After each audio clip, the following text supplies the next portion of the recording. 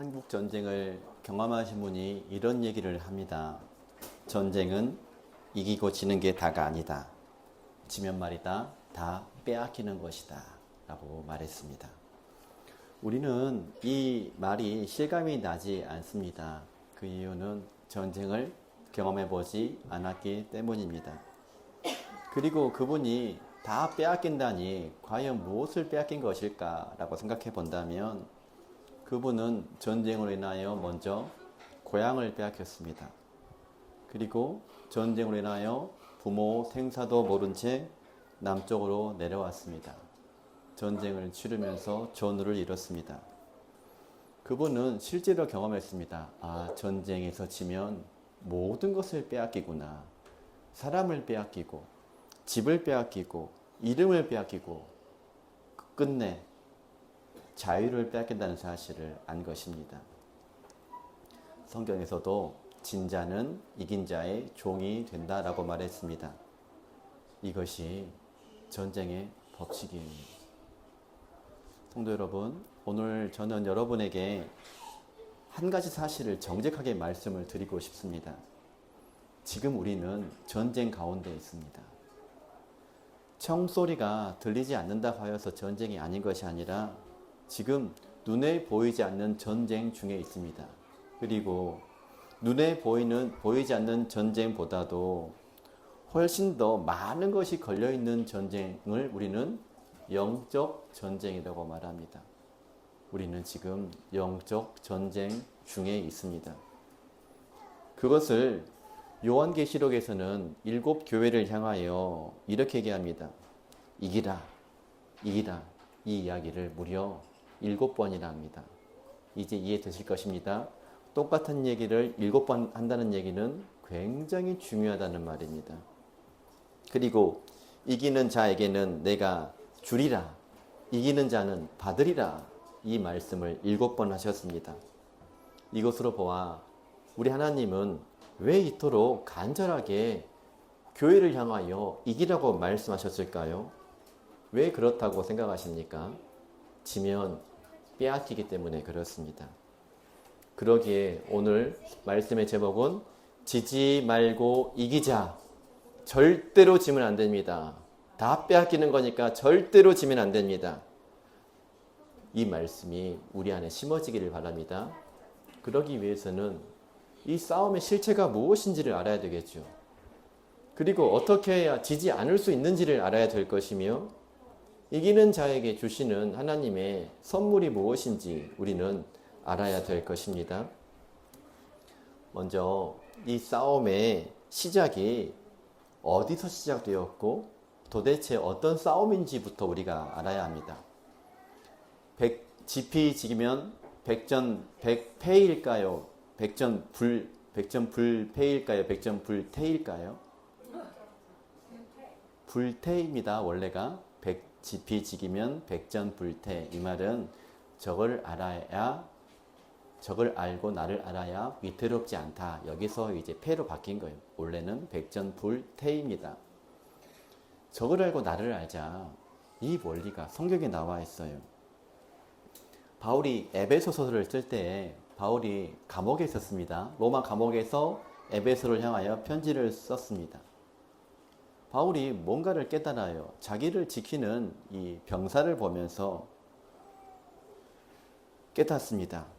이 바울이 밤낮으로 자신을 지키는 군사를 보는데 보니까 군사가 허리에는 띠를 두르고 있고 가슴에는 보호하는 호심경을 붙이고 있고 발에는 군화를 신고 있고 손에는 방패와 칼을 들고 있습니다. 바울이 그 완전 무장한 군인을 보면서 놀랍니다. 성령의 감동으로 깨닫습니다.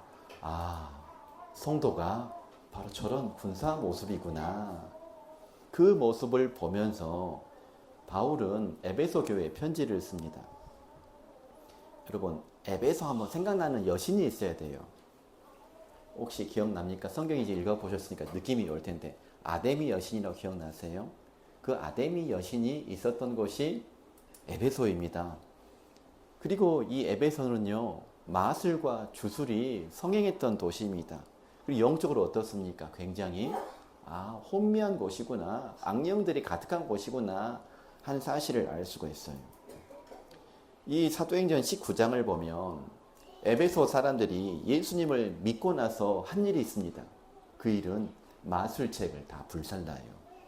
성경에 보면 그 값이 은 5만이다. 요즘 시세로 60억 정도 됩니다. 보통 일이 아니에요. 예수님 믿었다고 60억 다 태워버릴 수가 있을까요? 그들이 그렇게 했다는 말이에요. 실제로 에베소는 어둠이 다스리던 도시였습니다. 그 도시의 성도들을 향하여 바울이 에베소 6장 12절로 말씀하시는 것이죠. 우리의 씨름은 혈과 육을 상대하는 것이 아니요 통치자들과 권세들과 이 어둠의 세상 주관자들과 하늘에 있는 악한 영들을 상대함이라. 이 말씀을 우리가 볼 때 문맥을 잘 봐야 됩니다. 통치자, 권세, 세상 주관자들 보니까 어떤 악한 사람들일까? 라고 생각이 될 수 있겠지만 악한 사람들을 말하는 것이 아니라 영들을 말하고 있는 거예요. 사탄을 말하고 있습니다. 왜 그러냐? 앞에 뭐라고 나와 있습니까? 우리의 씨름은 혈과 육을 상대하는 것이 아니기 때문에 통치자, 권세, 세상 주관자, 악한 영들은 말 그대로 악한 영, 사탄의 졸개, 사탄을 포함한 졸개를 포함하고 있는 것이지요. 어둠을 말하고 있는 것입니다. 근데 여기서 아주 제가 놀라운 것을 발견합니다. 너희의 전쟁은 혈과 육에 관계된 전쟁이 아니다. 그렇게 말하고 있지 않아요. 뭐라고 말하고 있습니까? 전쟁 대신에 단어를 보세요. 씨름이라고 말하고 있죠. 이 씨름은 멀리서 드론으로 하는 전쟁과는 차원이 달라요. 씨름은 살과 살이 맞닿아야 됩니다. 상대방의 숨소리가 들립니다. 그리고 중심을 잃으면 그대로 넘어가는 것이 씨름입니다. 이 씨름이라는 단어를 원래 원어를 한국 사람이 굉장히 잘 번역한 거예요. 씨름이라고.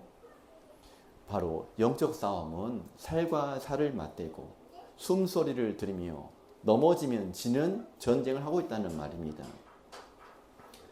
영적 전쟁을 이렇게 말씀을 듣는데 아직도 내 마음속에 영적 전쟁이 있구나. 불구경하듯이 한번 구경해봐야 되겠구나. 그런 말이 아니라 오늘 말씀은 영적 전쟁은 너가 지금 삿발을 잡고 붙잡고 있는 그 싸움이다. 너의 싸움이다. 라는 것을 말씀하고 계십니다. 우리 보고 지금 삿발을 잡고 싸우고 있다고 말씀하십니다. 그럼 이런 질문이 나오네요. 하나님, 제가 지금 누구 삿발을 잡고 있습니까? 이런 질문이 나오겠지요. 성령께서는 너의 대적자는 먼저 마귀다라고 말씀하십니다. 베드로전서 5장 8절 보면 너희 대적 마귀가 우는 사자같이 두루 다니며 삼킬 자를 찾는다라고 했습니다. 사자가 울 때는 배고플 때 웁니다. 사냥할 때 웁니다. 그것은 마귀는 지금 굉장히 배가 고픈 상태고 삼킬 자를 찾아서 두루 다니고 있는 상태다. 이 예배 시간에도 우리 마음을 혼미하게 만들고 분노하게 만들기 위하여 사탄은 지금 발악하고 있습니다. 그러기에 이곳에 예수님 보혈이 반드시 뿌려져 있어야 됩니다. 모든 영적 싸움의 배후에는 이 원수 사탄이 있습니다. 두 번째 대적은 성경은 뜻밖에도 나라고 말씀하십니다. 내 안에 있다고 말씀하십니다. 야고보서 4장 1절 읽어봅시다. 시작. 너희 중에 싸움이 어디로부터 다툼이 어디로부터 나느냐? 너희 지체 중에서 싸우는 정령으로부터 나는 것이 아니냐? 또 너희 지체 하니까는 너희 자신이란 말이에요. 너희 자신의 정령에서부터 싸움이 나오고 있지 않느냐? 그것을 갈라디아서에서는 육체의 소욕과 성령의 소욕이 대적한다. 이 말씀을 보니까 가장 치열한 싸움판은 어디에 있다는 말일까요? 우리 마음에 있다는 말입니다. 그 씨름은 우리가 새벽에 눈 뜰 때부터 시작합니다. 이때 누가 이기느냐에 따라서 성령의 전이 되기도 하고 사망의 도구가 되기도 한다는 말입니다. 새벽에 눈 떴는데 오늘 그냥 자고 또 아침 9시부터 하루 시작할까 하버리면 그 시간은 엄밀히 말하면 누구 전이 되는 거죠? 어둠의 전이 되는 것이죠. 이거를 우리가 알아야 되는 것이죠. 자, 첫 번째는 뭐라겠습니까? 마귀. 두 번째는 내가 대적입니다. 그리고 세 번째 대적이 있어요. 이것은 놀랍게도 교만이라고 말씀하십니다. 잠언 16장 18절을 보면 교만은 패망의 선봉이요 거만한 마음은 넘어짐의 앞잡이다 라고 하셨습니다. 이사야 14장을 보면 이 계명성 사탄에 대해서 나오는데 내가 하늘에 올라 하나님의 묵별 위에 내 자리를 높이리라 라고 말했습니다. 그는요, 사탄은요, 자주 말하는 주어가 언제나 내가 입니다. 교만이라는 것은 무엇이냐면 결국 내가 하나님과 맞짱을 뜨겠다는 말이에요. 그 씨름은 시작하는 순간 이긴 것일까요? 진 것일까요? 하나님과 맞짱 무조건 죽게 되어 있어요. 제가 요 근래에 느끼는 것이 내가 별 생각하지 않고 하는 불만이 하나님 앞에서는 굉장히 큰 죄구나. 하나님을 제대로 모르니까 정말 세상이 정말 만만하게 보이는구나. 그런 생각을 한 적이 있습니다. 우리가 여기서 먼저 알아야 될 것이 있죠. 성경을 보니까 적도 알아야 되고 또 누구를 알아야 된다고 했습니까? 나도 알아야 됩니다. 요한계시록 보면 7교회가 나오는데 2장과 3장에서 대부분 어디서 넘어지냐면은 자기 자신을 모르는 데서 교회가 넘어졌습니다. 사대교회를 보니까 주님께서 이런 말씀하시죠. 사대교회를 향하여 너가 살았다 하는 이름을 가졌으나 죽은 자다 라고 말했습니다. 무슨 말이냐면 사대교회는 사람들 보기에는 살았다라는 말이에요. 하지만 하나님 보기에는 너의 교회는 지금 죽어가고 있는 교회다. 완전히 다른 시야입니다. 라오디게아 기억나실 것입니다. 라오디게아는 어떤 교회죠? 나는 부자라 부요하여 부족한 것이 없다. 그러나 우리 주님은 이렇게 말씀하시죠. 너의 곤고한 것과 가련한 것과 가난한 것과 눈먼 것과 벌거벗은 것을 알지 못하는도다. 이런 이유로 씨름판에서 가장 위험한 사람은 자신의 실력이 얼마나 되는지를 모르는 사람입니다. 우리 이렇게 말하죠. 나 이 정도면 잘하고 있잖아. 나 이 정도 뭘 더 하라는 말이에요? 나 신앙생활 잘하고 있다니까요. 주일 예배 나왔고 성금도 준비했고 하고 있지 않습니까? 그런데 성도 여러분, 제가 늘 드리는 말씀이 있어요. 자칭 신앙이 제일 위험합니다. 다시 말씀을 드릴게요. 내가 나를 평가하는 것은 의미가 없어요. 내가 잘하고 있다고 말하는 것은 진짜 의미가 없습니다. 왜냐하면 내가 잘하고 있다고 판단하시는 분 누구십니까? 하나님 보시기에 잘하고 있어야 잘하는 거예요. 심판해 주는 하나님이십니다. 그래서 우리는 매일 말씀의 거울을 펴야 됩니다. 말씀 보고 다른 사람에게 적용하지 마시고 먼저 나에게 적용하는 것입니다. 그리고 주님께 물어보셔야 돼요. 주님, 저의 위치가 어디입니까? 저는 지금 어디에 서 있습니까? 이 질문을 반드시 하는 것이 우리가 새벽에 해야 될 일인 것입니다. 또 하나 씨름판에서 절대 해서는 안 되는 일이 있네요. 그것은 같은 뼈끼리 싸우면 안 돼요. 삿바 잡으라 했더니 옆에 사람 삿바 잡아버리면 안 되지 않습니까? 고린도 전서 4장 6절에서 서로 대적하여 교만한 마음을 갖지 말라. 누구랑 싸우지 말라? 옆 사람이랑 싸우지 말라. 분명히 대적은 마귀인데 형제와 싸우는데 힘을 쓰고 있다면은 마귀는 얼마나 좋아요. 싸우지 않고 망하고 있으니까. 그런 이유로 성경은 이렇게 말합니다. 우리의 씨름은 혈과 육을 상대하는 것이 아니다. 이걸 적용해 봅시다. 옆 사람 봐보십시다. 따라서 하되 당신은 나의 상대가 아니라 나의 조노입니다. 우리 편이에요. 우리 편입니다. 조노. 이 대목에서 우리 주님을 보십시오. 예수님께서 공생애를 시작하시자마자 끌려간 곳이 있는데 혹시 아십니까? 광야로 끌려가셨죠. 성령에 이끌려 광야로 가셨습니다. 그리고 며칠 굶으셨습니까? 40일 굶으셨습니다. 정말 마귀 추잡하지 않습니까? 40일 굶었는데 그때 딱 다가와 삿발을 잡아요. 이렇게 비겁해요. 그리고 하는 말이 40일 굶은 사람 앞에서 돌로 떡을 만들어라. 뛰어내려라. 내게 엎드려 경배하라. 비열합니다. 그 기력이 없는 사람 앞에서 육신의 정욕, 안목의 정욕, 이생의 자란 세 판을 합니다. 한 판도 있는데 그때 주님께서 무엇으로 버티셨는지 기억나십니까? 기록되었을 때. 기록되었을 때. 기록되었을 때. 우리 주님께서 우리가 싸우는 심판 때 씨름판을 다 경험해 보셨습니다. 이기셨습니다. 그것을 히브리서에서는 담대하라고 말씀하십니다.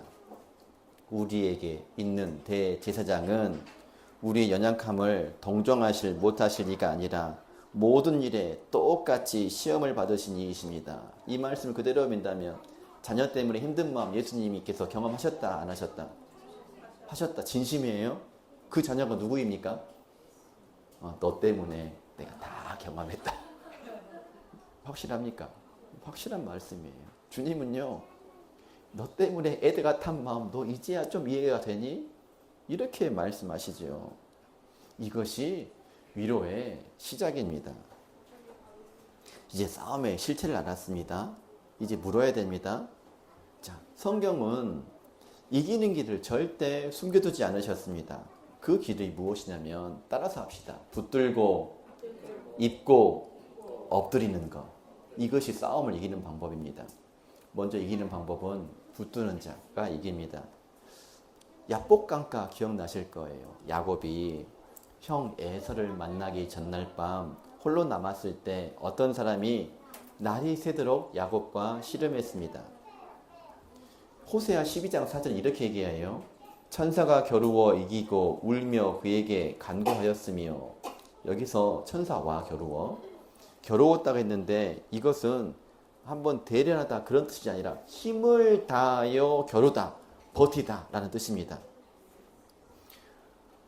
돈이 없어서 걸기도 뭐하고 그냥 질문할게요. 여러분, 하나님과 겨루어서 이겼다, 여기서 나온 단어가 뭐죠? 혹시 압니까? 제가 5초이나 드릴지. 이스라엘이잖아요. 이스라엘이라는 단어가 하나님과 겨루어서 이긴 자라는 뜻입니다. 하나님께서 야곱에게 새 이름을 주시면서 너가 하나님과 사람과 겨루어 이겼다라고 말씀하셨습니다. 그러니 이런 말입니다. 하나님께서는 씨름, 전쟁이라는 말 안에 이스라엘을 심어 놓으신 것이죠. 야곱이 어떻게 이겼습니까? 보니까 힘이 세서 이긴 것이 아니라 야곱은 먼저 환도뼈가 부러졌습니다. 울었습니다. 그리고 당신이 내게 축복하지 않으면 당신 가게 하지 않겠습니다 라고 울면서 끝까지 붙들었습니다. 그렇게 이겼습니다. 이기는 모습은 뭔지 아시겠죠? 울면서 끝까지 놓지 않는 모습이 이기는 모습이에요. 그것을 예수님께서 이렇게 말씀하시죠. 끝까지 견디는 자는 구원을 얻으리라. 우리는 힘으로 이기는 사람이 아니라 끝까지 버티는 자, 끝까지 견디는 자입니다. 요한계시록 3장 11절 말씀, 이런 말씀 똑같이 하고 있네요. 시작. 내가 속히 오리니 내가 가진 것을 굳게 잡아 아무도 내 면류관을 빼앗지 못하게 하라. 붙드십시오. 이게 영적 승리의 공식입니다. 다음으로 붙들고 있는 자라고 말씀을 드렸습니다. 있는 자. 에베소서 6장 11절 말씀 시작. 마귀의 간계를 능히 대적하기 위하여 하나님의 전신 갑주를 입으라. 붙들고 입어야 되는데 뭘 입냐? 의의 허리띠를 입고요. 진리의 허리띠, 의의 호심경, 평안의 복음의 신, 믿음의 방패, 구원의 투구, 성령의 검. 이거 없으면 전쟁 나가면 됩니까? 안 됩니까? 안 돼요. 죽는 거죠. 그런데 여러분, 제가 또 놀라운 것을 너무 크게 발견했습니다. 여러분, 진리가 누구십니까? 내가 곧 길이요 진리요 생명이니라고 말씀하신 예수님이십니다. 그럼 우리의 의는 누구십니까? 우리에게 의로움이 되신 그리스도이십니다. 평안의 복음이 누구의 복음입니까? 우리에게 화평이 되시는 예수님 복음입니다. 그러니 로마서 오늘 지금 마귀의 간계를 능히 대적하기 위하여 하나님의 전신갑주를 입는데 결국은 무엇을 입으라는 말입니까? 예수님을 입으라는 말이죠. 그 이야기가 완결판으로 로마서 13장 14절 말씀이에요. 시작. 오직 주 예수 그리스도로 옷 입고 정욕을 위하여 육신의 일을 도모하지 말라. 여러분, 오직 주 예수 그리스도로 옷 입고, 사랑하는 여러분, 전신갑주를 입는다는 것은 다른 말로 말하면 무엇하다? 그리스도로 옷 입는 것을 말하는 것입니다. 아침마다 말씀과 기도로 그리스도를 덧 입는 것이라면은 곧 영적으로 무엇하고 있는 것입니까? 무장한 군사라고 말씀하시는 거예요. 영적으로 무장하는 시간 없이 어떻게 하루를 보낼 수가 있을까요? 갑주를 입어야 됩니다. 그러나 홀로 입을 수는 없어요. 여러분, 군장을 맬 때 옆에서 도와줄 사람이 필요합니다. 그리고 곁에 전쟁 혼자 하는 것이 아니에요. 우리는 슈퍼맨 아니잖아요. 무리를 지어서 전쟁합니다. 같이 전쟁할 전우가 필요합니다. 실제로 다윗이 혼자 전쟁했습니까? 아니에요. 다윗은 정말 복받은 사람이에요. 다윗에게는요, 내가 목마르다 그러니까 베들레헴까지 가가지고 물을 길러온 3명의 용사들이 있었습니다. 그럼 바울 곁에는 누가 있었습니까? 그 유명한 에바 브로디도, 아키포가 있었습니다. 기드온에게는 누가 있었습니까? 300명, 32,000명이 아니라 300명이 있었습니다. 무슨 얘기냐면 숫자가 이기는 것이 아니란 말이에요. 어떤 자가 이기냐? 깨어있는 자가 이긴다는 말입니다. 지금 여러분 곁에 함께 전쟁에 참여할 전우가 있습니까? 있는데 없다고 말하면 안 되죠. 교회는 무엇이냐면 바로 전우들의 진영이기 때문에 여러분들이 다 함께 전쟁할 전우들입니다, 지금. 근데 이 전쟁 전우들 없이 혼자서 전쟁하겠다고요? 아무리 봐도 이건 아닌 것 같아요. 이건 성경의 원리가 아닌 것 같아요. 자, 정리합시다. 처음엔 어떤 자가? 붙들고, 두 번째 입고, 이번에는 엎드리는 자가 이깁니다. 출애굽기 17장을 보면 르비님 골짜기 전투가 나오는데 여호수아가 칼을 들고 아말렉과 싸웁니다. 근데 승패를 보니까 전쟁터에서 이긴 것이 아니라 산 위에서 승패가 결정이 났어요. 뭐라고 나와 있냐면 모세가 손을 들면 이스라엘이 이기고 모세가 손을 내리면 아말렉이 이기더니 그랬습니다. 그럼 손을 든다는 것이 무엇일까요? 손을 든다 뭘까요? 저요? 기도한다는 말이죠. 기도한다는 말입니다. 곧 여러분 제가 또 이 시간 우리 두 손 들고 기도합시다 라고 말하겠죠. 할 때가 있죠. 이게 무슨 의미인지 아세요? 이건 항복한다는 말이에요. 우리 항복하고 기도합시다. I surrender라는 말이에요. 뭐 하나님은 찬양한다가 이거 이렇게 하지. 이렇게. 이거는 항복한다는 말이에요. 우리 항복하며 기도합시다. 이 말입니다. 하늘을 향해 항복하는 자가 땅의 싸움에서 이긴다는 말입니다. 그런데 이 장면에 뒷이야기가 있어요. 모세가 팔 들고 있으니까 항복 한두 번이지. 손을 내리면 어떻습니까? 지는 거예요. 그러니까 누가 왔죠? 아론과 훌이 와서 한쪽 팔을 다 내리지 않도록 해가 질 때까지 들고 있었다는 말입니다. 여러분 무슨 말 하고 있는 것일까요? 이것이 중보기도예요. 이것이 교회라는 말입니다. 나의 기도에 팔이 무거워 내려올 때 양쪽에서 누군가 받쳐줄 사람이 있어야 전쟁이 이긴다는 말이에요. 홀로 있어 넘어지는 자에게는 화가 있도다. 반드시 필요하죠. 그럼 여러분 지금 여러분의 팔은 누가 받치고 있습니까? 예수님도 말씀하셨습니다. 그러면 여러분은 지금 누구의 팔을 받쳐주고 있습니까? 그것을 예수님은 이렇게 말씀하시죠. 기도 외에는 다른 종류가 이런 종류가 나갈 수 없다라고 하셨습니다. 자, 다윗과 골리앗이 있어요. 골리앗은 키가 2m 90이었어요. 그때 다윗이 몇 살인 줄 아십니까? 15살이었어요. 우리 아이들 어리다고 말씀하지 마세요. 충분히 나이 먹었습니다. 15살짜리가 2m 90 앞에 나갑니다. 근데 여러분 다윗의 손에 칼이 없었어요. 뭐만 있었습니까? 물매와 돌 5이 절분이었습니다. 근데 그의 입에 보니까 전쟁은 여호와께 속한 것이다. 여러분 아주 놀라운 말씀 읽어보세요. 사무엘상 17장 50절 말씀 같이 읽어봅시다. 시작.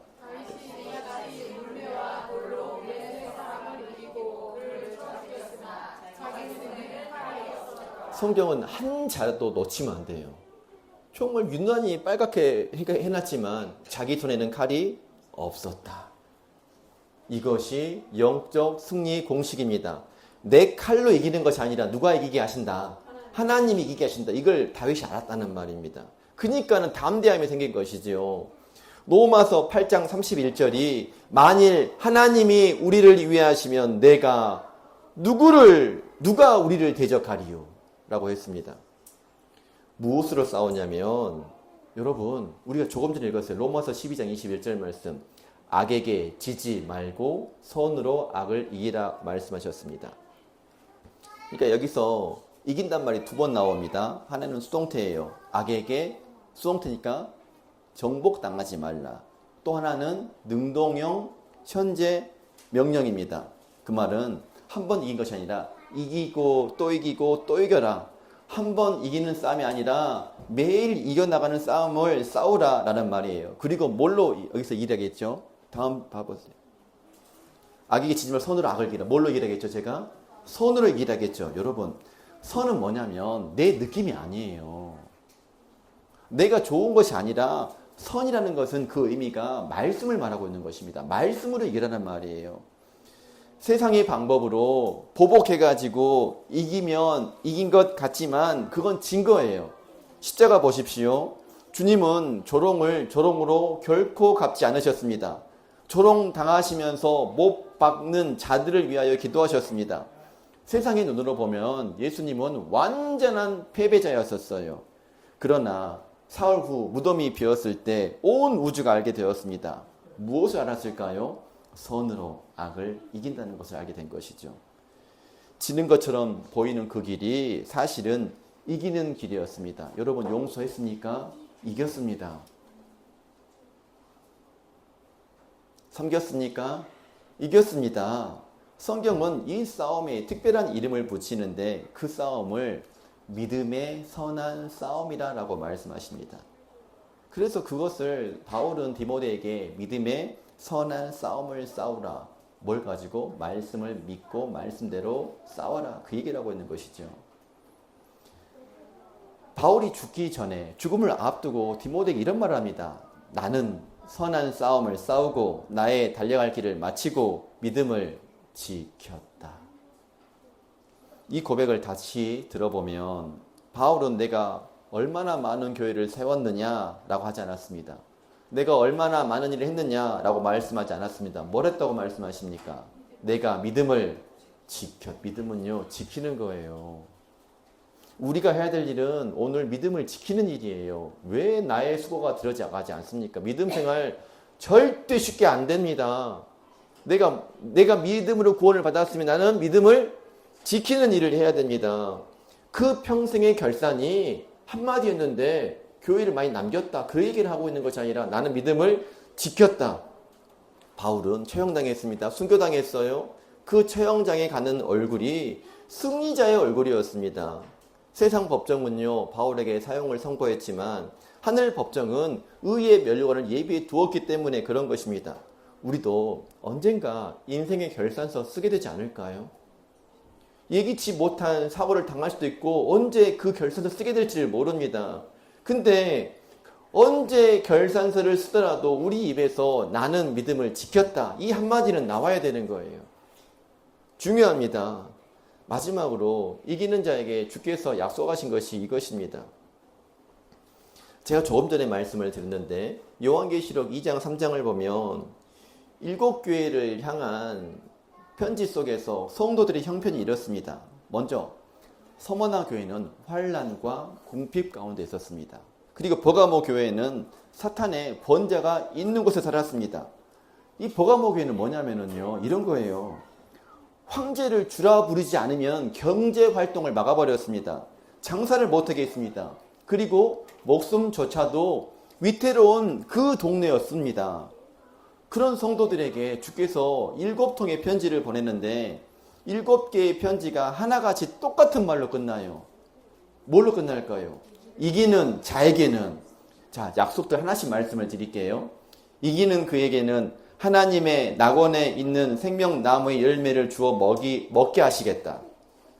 두 번째, 이기는 자에게는 둘째 사망의 해를 받지 않게 하겠다. 감추었던 만나와 새 이름이 기록된 힌도를 주시겠다. 반복하겠습니다. 여러분, 힌도는 뭐냐면요, 먼저 그 당시 무죄를 선고할 때 힌도를 줬어요. 그러면 힌도를 준다는 말은 너는 죄가 있다 없다, 죄 사함 받았다. 또 하나는 힌도는 뭐냐면 입장권으로서 힌도를 줍니다. 그런 이런 거죠. 힌도를 받았다는 얘기는 죄 사함의 은혜를 받고 천국 혼인잔치 입장권을 받았다는 말이죠. 그 돌 위에 받는 자밖에 알 사람이 없는 새 이름이 새겨져 있다라고 말씀하셨습니다. 내가 지금 어떤 이름으로 불리든지 간에 가난한 자, 부족한 자, 연약한 자, 어떤 이름으로 불리든지 간에 주님께서는 우리를 위한 새 이름을 준비시켜 놓으셨다는 말이에요. 또 만국을 다스리는 권세를 주셨고 흰옷을 입히시고 그 이름을 생명책에 결코 지우지 아니하시고 하나님과 천사들 앞에서 시인해 주시겠다고 약속하셨습니다. 생각해 보십시오. 이 땅에서 예수님을 믿는다는 이유로 이름이 지어지고 잊혀지는 사람들이 있습니다. 특별히 얼마나 많습니까? 그런데 그 잊혀진 이름만 보지 말고 우리 주님께서는, 왕이신 하나님께서는 아버지와 천사들 앞에서 친히 이름을 부르시겠다라고 약속하셨습니다. 이 사람은 내 거야, 내 사람이야, 이렇게 말입니다. 하나님의 성전에 기둥에 되게 하시고 마침내 이 약속을 하시죠. 요한계시록 3장 21절에 약속하십니다. 같이 읽읍시다. 이기는 그에게는 내가 내 보호자에 함께 앉게 하여 주기를 내가 이기고 아버지 보호자에 함께 앉은 것과 같이 하리라. 뭘 주신다고요? 보좌를 주신다고요. 권세를 주신다는 말씀이죠. 이 모든 약속을 요한계시록 21장 7절이 묵습니다. 다시 읽읍시다. 이기는 자는 이것들을 상속으로 받으리라. 나는 그의 하나님이 되고 그는 내 아들이 되리라. 여러분, 품삯 준다는 말입니까? 월급 준다는 말이에요? 뭘 준다는 말이에요? 상속한다는 말이에요. 그 말은 종에게 주는 품삯이 아니라 아들에게 주는 유업, 기업을 주신다는 말씀입니다. 여러분, 이 이기는 자의 이 문법이 현재 분사형입니다. 그럼 알겠네요. 옛날에 이긴 자입니까? 매일 이기는 자입니까? 매일 이기고 지금도 이기는 자에게 주겠다. 전쟁은요, 전쟁 끝난 후가 제일 무섭다니까요. 우리 주님께서는 말씀하십니다. 그런데 주님께 대하여, 자신에 대하여 말씀하실 때는 부정과거형이에요. 그 이야기는 단번에 얻은 승리, 완결된 승리라는 뜻입니다. 우리는요, 이 두 시대 사이에 있어요. 자, 우리의 이김은 현재 진행형이란 말이고, 현재 진행형이라는 것은 어떤 전쟁? 이미 이긴 전쟁 위에 있는 현재 진행의 전쟁이라는 말입니다. 우리는 승리하려고 쟁취하는 군대가 아니라 이미 이기신 왕의 깃발 아래에서 싸우는 군대입니다. 제가 언젠가 이런 비유를 드린 적이 있죠. 왜 우리가 이긴 전쟁을 싸운다는 것이 뭐냐면, 어떤 영화를 볼 때 결말을 아는 사람이 영화를 끝까지 볼까요? 아니면은 결말을 모르는 사람이 영화를 끝까지 볼까요? 실제로 실험해보니까 결말을 아는 사람이 영화를 끝까지 본답니다. 영화 보면 가슴 떨리잖아요. 와, 무서워, 피하고 싶잖아요. 안 그래요? 근데 결말을 아니까 그것을 무릅쓰고 본답니다. 오늘 우리가 하시는 말씀이 무엇입니까? 우리는 결국 이겼기 때문에 그 이김을 이길 수 있다는 말이에요. 오늘을 버티고 입히고 살 수가 있다는 말입니다. 요한계시록 5장이 이것을 그림처럼 보여줘요. 하늘 보좌에서 아무도 두루마리를 펼 자가 없어서 요한이 울고 있는데 장로 중 하나가 말합니다. 울지 말라. 유다 지파의 사자가 이겼으니. 사자가 이겼다고 말씀하고 있는 것이죠. 그런데 이 다음에 요한이 눈을 들어 고개를 딱 들어보니까, 자, 사자가 이겼으면 눈을 들었을 때 뭐가 보여야 되겠습니까? 사자가 보여야 되겠죠. 그런데 눈에 어린 양이 보이는 거예요. 놀랍습니다. 이겼다고 분명히 들었는데 사자가 보이는 것이 아니라 상처 입은 어린 양의 모습이 서 계셨습니다. 이것이 하늘에서 말씀하시는 승리의 방식이라는 말이에요. 삼키는 자가 이기는 것이 아니라, 여러분, 이기는 자가 이기는 것이 아니라 죽기까지 순종한 분이 이긴다는 말이에요. 말씀 지키는 거 얼마나 어렵습니까? 근데 말씀을 죽기까지 순종하면 하나님은 이겼다라고 말씀하신다는 것이에요. 요한계시록 12장 11절은 성도의 승리를 이렇게 얘기합니다. 같이 읽읍시다. 또 우리 형제들이 어린 양의 피와 자기들이 증언하는 말씀으로써 그를 이겼으니 그들은 죽기까지 자기들의 생명을 아끼지 아니하였도다.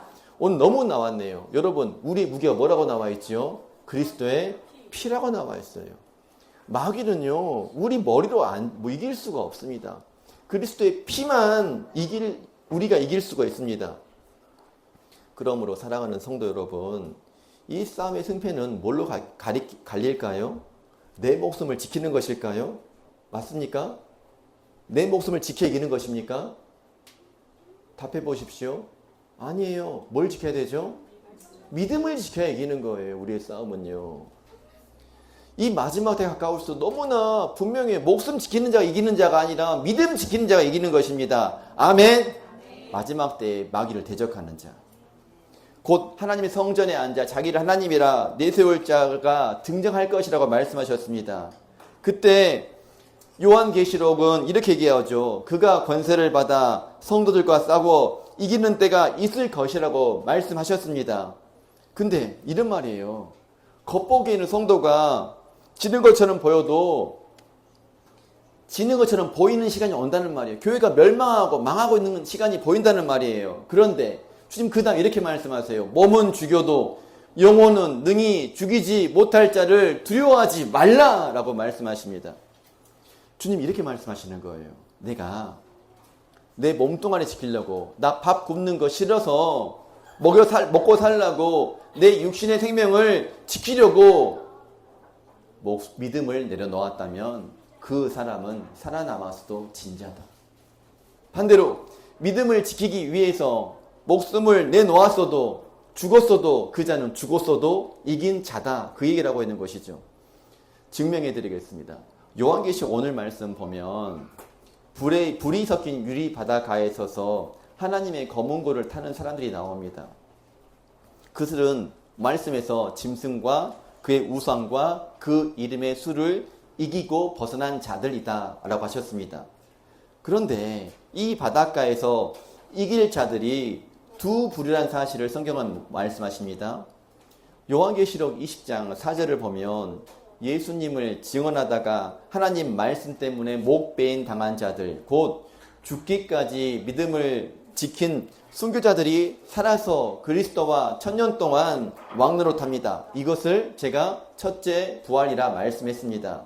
두 번째, 짐승에게 경배하지 않고 그 표를 받지 아니한 채 끝까지 견디어 살아남은 성도들이 있습니다. 그럼 뭡니까? 자, 순교당한 자들이 이겼습니까? 졌습니까?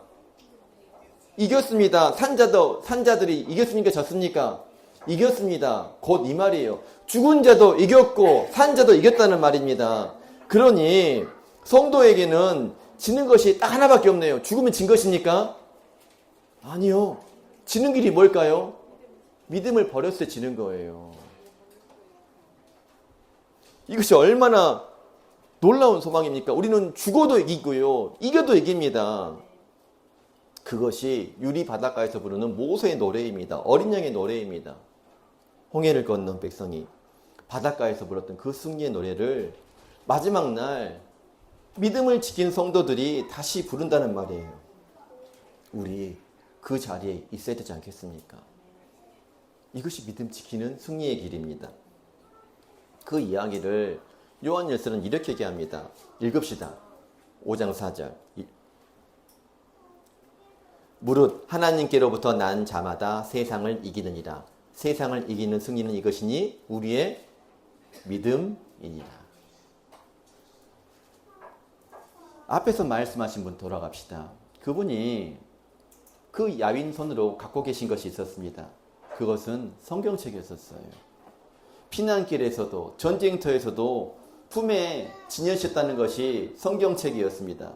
그분이 이런 얘기를 합니다. 내가 살면서 참 많은 것을 빼앗겨 봤어. 고향도 빼앗기고 부모도 빼앗기고 전우도 잃었는데 그런데 말이야 이것은 빼앗기지 않았어. 뭘 빼앗기지 않았단 말일까요? 믿음은 빼앗길 수가 없습니다. 예수님은 이기셨습니다. 그분도 지지 않았습니다. 세상이 그분에게서 많은 것을 가져갔지만 믿음만은 그에게서 빼앗을 수가 없었습니다. 환도뼈가 부러진 야곱처럼 울면서 끝끝내 놓지 않았기 때문에 그렇습니다. 그리고 그 믿음 하나 지켰는데 우리 하나님께서는 흰돌 주시면서 이겼다라고 말씀하고 계십니다. 성도 여러분, 우리 지금 이 자리 어디죠? 씨름판이에요. 영적 전쟁의 자리에 앉아 계십니다. 마귀가 가만히 있어도 건드려 오죠. 나 전쟁하기 싫어해도 기어이 내 삿발을 잡고 내 감정을 흔들고 내 믿음을 뒤집어 흔듭니다. 어찌 보면 이 자리에서 도망가 버릴까? 미치고 환장하겠네. 교회는 왜 이러지? 라는 마음 들면서 도망가고 싶을지도 몰라요. 내 안에 정욕이 스멀스멀 올라올지도 모릅니다. 교만이 찾아옵니다. 그러니 성도 여러분, 이 자리 떠나기 전에 딱 두 가지만 마음에 가지십시다. 첫 번째, 무슨 말을 할지 기대가 될 거예요. 부러우면 지는 거예요. 뭐냐면 여러분, 총소리가 나야 지는 것이 아니라 우리가 언제 지냐면 양심에 대해 한번 들어보세요. 악인의 형통이 부러워지는 순간 그때 이미 마음의 삿발을 빼앗긴 상태라는 말입니다. 말라기 3장을 보잖아요. 이스라엘이 그랬어요. 그들이 그렇게 말했어요. 하나님 믿는 것이 헛되다. 하나님 섬기는 것이 헛되다. 지금 우리는 교만한 자가 복되다. 악을 행하는 자가 번성한다. 여러분 보세요. 지금 이들이 하나님 섬기는 헛되다라고 말은 했지만 우상에 절했습니까? 안 했습니까? 안 한 상태예요. 그들은 어디 있었냐면 성전 마당에 있었어요. 교회에 있었습니다.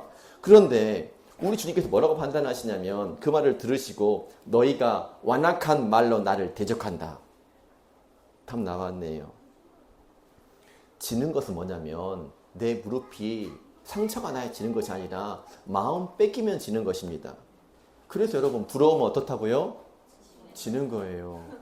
이 한 주 이거 기억하세요. 부러우면 지는 거예요. 부러움은 뭐냐면요, 하나님의 계산이 틀렸어라고 판정하는 심판자의 역할을 하기 때문에 그렇습니다. 그러나 욥기 20장 5절이 이 판정을 뒤집어요. 악인을 이긴다는 자랑도 잠시요. 악인이 이긴다는 것 자랑도 잠시요. 경건하지 못한 자의 즐거움도 잠깐이라. 요한 1서 2장도 육신의 정욕과 안목의 정욕과 이생의 자랑, 이 세상도 그 정욕도 지나가되 오직 하나님의 뜻을 행하는 자는 영원히 거하느니라. 여러분, 잠깐과 영원 바꾸실랍니까? 잠깐과 영원 바꾸시겠어요? 여러분, 부러워 보이는 그것은 영원입니까? 잠깐입니까?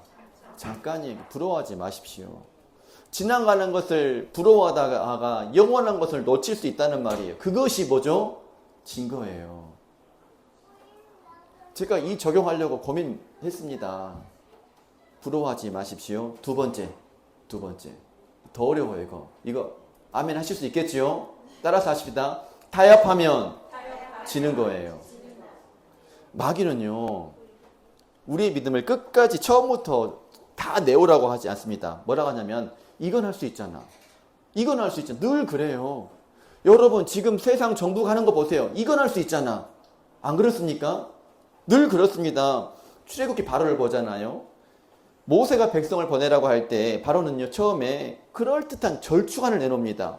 처음에는 가지 말고 이 땅에서 제사하면 어때? 그래도 간다 가니까 너무 멀리는 가지 마. 그 다음에는 어른들 말고 애들은 가지 마. 마지막에는 다 가되 양과 소는 안 돼. 어떻습니까? 세상이 이렇게 우리 믿음을 갉아먹어요. 근데 우리는 세상이 타협하기 전에 먼저 스스로 타협하잖아요. 이것이 지는 거라니까요. 이 네 가지가 여러분 합리적이죠? 합리적이니까 지는 거예요. 절반쯤은 내가 순종하는 것 같지 않습니까? 그러나 그 마귀가 절반을 타협한다는 얘기는 뭐예요? 너는 완전히 못 도망가. 그 소나기 안에 있다는 말입니다. 세상에 반쯤 묶어놓으면요, 언제든지 세상에 다시 돌아올 수 있기 때문에 그런 것이죠. 신앙은 똑같아요. 오늘 예배했으니까 오늘 월요일부터는 좀 마음대로 살아야지. 여러분 똑같습니다. 믿기는 믿는데 너무 멀리 가지만 너무 잘 믿는 거 아니야. 이것까지는 아니지. 너는 믿어. 자녀들은 마음대로 하라 그래. 여러분 이게 타협이에요. 헌신을 하되 좀 아껴놔. 이것은 실은 누구의 목소리입니까? 바로 가는 말이에요 지금. 근데 그때 모세의 대답이 우리의 대답이 되어야 됩니다. 우리의 가축도 우리와 함께 가고 한 마리도 남길 수 없나이다. 씨름은요 무승부가 없습니다. 삿바만 잡히면 끝까지 결을 봐야 됩니다. 반쯤 드리는 믿음은요 이미 지고 있는 믿음이에요. 비기면 어떻다고요? 지는 거예요. 이게 진리입니다. 좋아 보인다고 손 내밀면 걸려든 것입니다. 하와가 그랬잖아요. 보암직도 하고 먹음직도 했기 때문에 빼앗기면 지는 것입니다. 주님께서 말씀하십니다. 내가 속히 오리니 내가 가진 것을 굳게 잡아 아무도 내 멸류관을 빼앗지 못하게 하라. 그러나 두려워하지 마십시오. 여러분 혼자 싸웁니까? 아니요. 함께 싸웁니다. 우리보다 먼저 광야에 가셨고 먼저 굶으셨고 겟세마네에 가셨고 십자가 빈 무덤 위에서 단번에 이기신 분이 계십니다. 세상에서는 너희가 환난을 당하나 봐라 내가 세상을 이기었노라. 이미 이기신 주님 아래서 어린 양의 피 붙잡고 의지하고 입고 엎드리면 이기는 거 아닙니까? 여러분 뭐 지키시겠습니까? 믿음 지키십시다. 부러워하지 마십시다. 타협하지 않겠습니다. 그럴 때 마지막 날 불이 섞인 유리 바다에 서서 우리 모두 함께 어린 양의 노래를 부르기를 간절히 바랍니다. 그 위로하심이 있기를 바랍니다.